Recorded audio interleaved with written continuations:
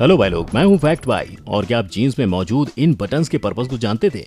ये buttons denim jeans में पिछले 150 सालों से लगे हुए हैं, यानी कि तब से जब पूरी दुनिया माइनिंग वगैरह ज्यादा करती थी। सो जायज था वो माइनर्स भी इन्हीं जीन्स को पहनते होंगे। एंड अब जो कि वो माइनर्स थे तो वो अक्सर अपने सारे टूल्स जीन्स की पॉकेट में ही डाल लिया करते थे। जब उन टूल्स की वजह से जीन्स फटने लगे तब जैकब नाम के एक इंसान ने जीन्स पर ये रिवेट्स को बिठाना शुरू कर दिया, सो दैट माइनर्स अपने टूल्स पाउच को रिवेट्स से अटैच कर अपने जीन्स के साथ जोड़ उसे फटने से बचा सकें। बट फिर वक्त बीता और माइनर्स ने उन चीजों को इस्तेमाल करना बंद कर दिया और आज वो रिवेट्स और कुछ नहीं बल्कि बस एक फैशन बन के रह गया है, जहां आप और मैं हम सब भूल चुके थे कि एवरीडे थिंग्स लाइक जीन्स में उन रिवेट्स का रियल पर्पस क्या हुआ करता था। सेम वैसे ही मैं दावे से कहता हूँ कि आपने कभी नहीं सोचा होगा कि पेन का ये ढक्कन इंक स्पिल को बचाने के लिए नहीं बल्कि आपकी जान बचाने के लिए होता है। पर आखिर वो कैसे और क्यों? वो जानने के लिए let's start with today's video. Number 1, hole in iPhone. Apple वालों, जरा एप्पल के छेद को पहचानो। What? Bro, what are you talking about, man? मेरा मतलब कि अगर आपने कभी आईफोन देखा होगा तो आपने ये भी जरूर नोटिस किया होगा कि फ्लैश और कैमरा लेंस के बीच एक छोटू सा चींटी जितना छेद होता है। तो कभी सोचा था कि वो छेद आखिर क्यों होता है? वो छेद नहीं बल्कि माइक्रोफोन है। जी हाँ, आईफोन में बाकियों की तरह 2 नहीं बल्कि 3 माइक्रोफोन्स होते हैं। पहला फोन के नीचे हेडफोन पोर्ट के बाजू में, दूसरा फोन के ऊपर फ्रंट टाइम कैमरा के बाजू में और तीसरा फोन के पीछे फ्लैश और बैक कैमरा के बाजू में। पर ये इतने सारे कैमरास काहे बे? इसका जवाब बहुत आसान है। अब आप ही बताओ, आईफोन के वीडियो क्वालिटी से कौन अनजान है? बस उन्हीं वीडियोस में बेटर क्वालिटी ऑफ साउंड को कैप्चर करने के लिए स्टीव भाई ने एक्स्ट्रा माइक्रोफोन्स लगाए हुए हैं। प्लस उस एक्स्ट्रा माइक्रोफोन के चलते फोन कॉल के टाइम सामने वालों को क्रिस्टल क्लियर आवाज आती है। स्टीव भाई का कहना है कि उस माइक्रोफोन की वजह से एक्स्ट्रा चक चक कैंसिल हो जाती है, जिसके चलते अगर आप क्राउडेड बस में भी होंगे ना तो भी सामने वाले को सिर्फ आपकी ही आवाज आएगी इन अ क्रिस्प साउंड। है ना कमाल का छेद? I mean coach. Number 2, brushes on toothbrush. आपने अपने टूथब्रश पर इन्हें तो जरूर देखा होगा, है कि नहीं? मुझे तो हमेशा से ऐसा ही लगता था कि ये कंपनी वालों ने बस टूथब्रश को सुंदर बनाने के लिए बनाए हैं, या तो फिर शायद इसलिए सो दैट वो ब्रशेस गम्स को क्लीन कर सकें। और मैं ये दावे के साथ कह सकता हूँ कि आपने भी शायद वैसा ही कुछ सिमिलर सोचा होगा। बट व्हाट इफ मैं कहूँ कि हम दोनों ही गलत थे? जी हाँ, क्योंकि ये ब्रशेस एक्चुअली में इंडिकेटर्स हैं और वो ये इंडिकेट करते हैं कि आपको कब अपना ब्रश फेंक देना चाहिए। नहीं समझे? आसान भाषा में कहूँ तो ये नीले नीले से नायलॉन के बने हुए ब्रशेस वक्त के साथ घिस घिस कर गायब हो जाते हैं और अगर वो गायब हो गए मतलब इंडिकेटर की बात समझते हुए आप समझ लेना कि आपका टूथब्रश भी घिस चुका है। अब आपको उसे फेंक नए टूथब्रश को खरीदने की जरूरत है। उसके अलावा मोस्टली बेबीज के टूथब्रश में आपने इन गोल गोल रंग बिरंगे ब्रशेस को देखा ही होगा ना। अगेन आप गलत हो, ये ब्रशेस भी टूथब्रश की सुंदरता बढ़ाने के लिए नहीं होते हैं। जी हाँ, ये भी इंडिकेटर्स ही हैं जो ये इंडिकेट करते हैं कि टूथब्रश कितना लेना चाहिए, यानी कि जितना पार्ट कलर्ड है सिर्फ वहीं पे उतने ही अमाउंट का टूथपेस्ट लगाओ, ना कि एडवर्टीजमेंट की तरह पूरे ब्रश में फैलाओ। नंबर 3, ताले में छेद। इस ताले का इस्तेमाल तो आपने 100 बार किया होगा और 80 बार इस होल पे नजर गई होगी आपकी। पर क्या आपने कभी गूगल करने की मेहनत की है कि आखिर वो बिन मतलब का एक होल आपके ताले पे क्यों होता है? अरे कोई ना, फैक्ट भाई है ना, फैक्ट भाई बताएगा आपको। दरअसल वो होल भी बिन मतलब का नहीं बल्कि काफी मतलब का है। बारिश के वक्त वही होल आपके लॉक को जमने से बचाता है। एक्चुअली बारिश के वक्त पानी ताले के अंदर भी जाता है। अब सोचो, अगर वो पानी उसी ताले में पड़ा रहेगा तो वो ताला अंदर से कितना जंग खा जाएगा और जंग लगा यानी ताला सड़ेगा। ताला सड़ेगा यानी कोई भी उस ताले को आसानी से तोड़ सकता है और ताला टूटा यानी चोर करेगा पार्टी शार्टी और चोरी इन द हाउस। ऐसा चाहिए क्या आपको? नहीं ना। बस इसीलिए ही पैडलॉक्स पर होल होते हैं। उस होल के होने का एक और रीजन ये भी है कि आप उस होल में ऑयल डालकर उस लॉक को लंबे समय तक मेंटेन कर सको। ऑयलिंग करने से लॉक का परफॉर्मेंस भी इम्प्रूव हो जाता है, यानी वो इजिली ओपन हो जाएगा। Number 4, gas bar in the car.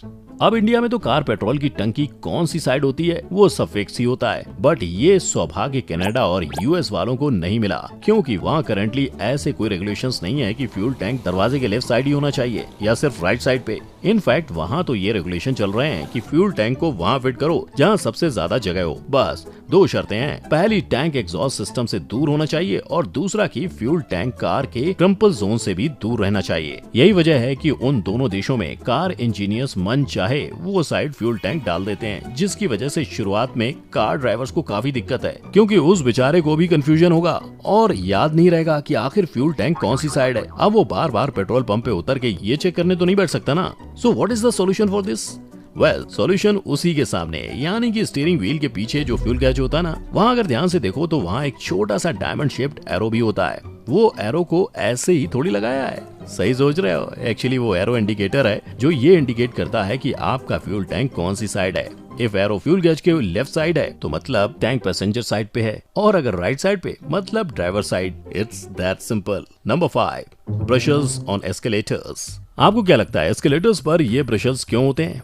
आपके शू साफ करने के लिए? आपका जवाब बिल्कुल ही सही नहीं, बल्कि गलत है, क्योंकि असल कहानी तो ये है कि वो आपके शू क्लीनर नहीं बल्कि स्कर्ट डिफ्लेक्टर होते हैं। यानी कि उनको इसलिए बनाया गया था सो दैट एस्केलेटर के साइड में अटक रहे कपड़े, शूलेसेस वगैरह वगैरह को डाला जा सके। साथ ही में ब्रशेस के लगने से पहले ऐसे कई सारे केसेस रिपोर्ट हुए थे कि लोगों की लापरवाही की वजह से उनके पैर एस्केलेटर्स के साइड पे घिस जाते थे, एंड एक्सट्रीम केसेस पे तो वहाँ पैर अटक भी जाता था, जिसकी वजह से उनकी लाइफ ही बदल जाती थी। Cause of extreme injuries. बस उन्हीं सारे एक्सीडेंट पे लगाम लगाने के लिए British and European standard BSEN 115-1 ने 1995 में उन ब्रशेस को लगाने की सोची, पर अफसोस कुछ इश्यूज की वजह से वो 1995 में नहीं लगा पाए थे। बट एट लास्ट 2004 में उन्हें परमिशन मिल गई। बट ट्रस्ट मी, उन अंग्रेजों ने कभी नहीं सोचा होगा कि इंडिया में लोग उसी ब्रशेस को अपने जूते साफ करने के लिए यूज करेंगे।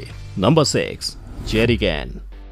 ये कैंस दिखने में जितने पुराने दिखते हैं उनकी हिस्ट्री उतनी ही पुरानी है। लाइक क्या कोई बोलेगा कि ये कैंस की हिस्ट्री हिटलर से जुड़ी हुई है? यस, इन जेरी कैंस के रूट जर्मनी से जुड़े हुए हैं, जहां 1937 के बिगनिंग में इन्हें मास प्रोड्यूस किया गया था सो दैट UN के खिलाफ जंग लड़ने के लिए उनके टैंक्स को कभी फ्यूल की या उनके सोल्जर्स को पानी की कमी ना पड़े। वो हिटलर की ही बदौलत है कि आज हम सबको ये जेरी कैंस मिले, जिसमें बड़े ही आराम से पेट्रोल भरा जा सकता है। And tell me one thing, क्या आपने कभी इस बात पे गौर किया है कि जेरी कैंस पे एक नहीं, दो नहीं, बल्कि 3-3 हैंडल्स होते हैं? आखिर क्यों? अब जरा लॉजिकली सोचो कि वो कैन कितना भारी होता होगा जब वो फुली भरा जाता है। सो एक बैलेंस को मेंटेन करने के लिए वहाँ 3 हैंडल्स हैं, सो दैट अगर कभी वजन की वजह से आपका हाथ फिसल भी जाए तो आजू बाजू के दोनों हैंडल से हाथ टकरा के वापस से खुद संभल जाए। एंड सेकेंडली, अगर उस भारी वजन को आप अकेले ना उठा पाओ तो बस एक दोस्त को कॉल लगाओ और दोनों मिलके फर्स्ट एंड सेकंड हैंडल पकड़ लो। काम आसान है ना? कमाल की खोज। बस शर्त ये है कि आपके पास दोस्त होना चाहिए वैसा जो आपका कैन उठाने में आपकी मदद कर सके। नंबर 7, फैन के ढक्कन के छेद। अब मुझे एक बात बताओ, क्या आप भी मेरी तरह यही सोच रहे थे कि पेन के ढक्कन पे जो छेद होते हैं वो इसलिए होते हैं सो दैट इंक ना स्पिल हो? या आप उनमें से हो जो ये मानते हैं कि पेन की इंक ना सूख जाए इसलिए उन ढक्कनों पर छेद होते हैं? या तो फिर सीटी बजाने के लिए? वेल, आपने चाहे जो भी सोच रखा हो, आप हो तो गलत ही, क्योंकि जैसा कि मैंने आपको बताया था, दरअसल वो होल्स लोगों की जान बचाने के लिए होते हैं। पर आखिर वो कैसे? वेल, वो ऐसे कि एज वी नो, हम में से कईयों को आदत होती है पेन के ढक्कन को चबाने की या उसे सक करने की। सो भगवान ना करे इफ कभी गलती से कोई इंसान उस ढक्कन को निगल गया तो ऑब्वियस सी बात है वो ढक्कन उसकी बॉडी के किसी न किसी नली पे जाके अटकेगा ही। एंड इफ वो अटक गया, सोचो वो इंसान सांस कैसे लेगा? बस उसी चीज को ख्याल में रखते हुए ढक्कनों पर होल्स बनाए जाते हैं सो दैट जब तक उस ढक्कन को ऑपरेट करके निकाल ना लिया जाए, एटलीस्ट वो इंसान ढक्कन में मौजूद उन छेद की वजह से सांस लेके जिंदा तो रह पाएगा। अब आपको लगा होगा कि मैंने जो ये ढक्कन निकल जाने वाली बात की वो सही होती भी है या मन बनाई कहानी है? वेल, फैक्ट भाई कभी कुछ झूठ नहीं बोलता। रिपोर्ट्स कहती हैं कि हर साल 100 लोग पेन को निगल जाने के बाद चोकिंग की वजह से मरते हैं। बस यही तो वो वजह है कि पेन मैन्युफैक्चरर्स को स्ट्रिक्टली गाइडलाइंस दे दी गई ढक्कनों पे छेद रखने की। अब आई एम प्रीटी श्योर कि इन सब के अलावा और भी कई सारी चीजें ऐसी होंगी जिसका पर्पस कुछ और होगा और हम उसे समझते कुछ और हैं। अगर आपको ऐसी किसी चीज के बारे में पता है तो बताइए मुझे नीचे कमेंट सेक्शन में। एंड अगर आपको वैसी कोई चीज ना पता हो और आप चाहते हो कि मैं बताऊं आपको, तो वो भी आप बताएं मुझे कमेंट में। मैं इस टॉपिक पे पार्ट 3 जरूर बनाऊंगा। अगर आपको आज का हमारा वीडियो पसंद आया हो तो वीडियो को लाइक, शेयर और चैनल को सब्सक्राइब जरूर कर देना। हमारी मुलाकात होगी आपसे फिर एक बार, लेकिन तब तक के लिए टेक केयर। जय हिंद।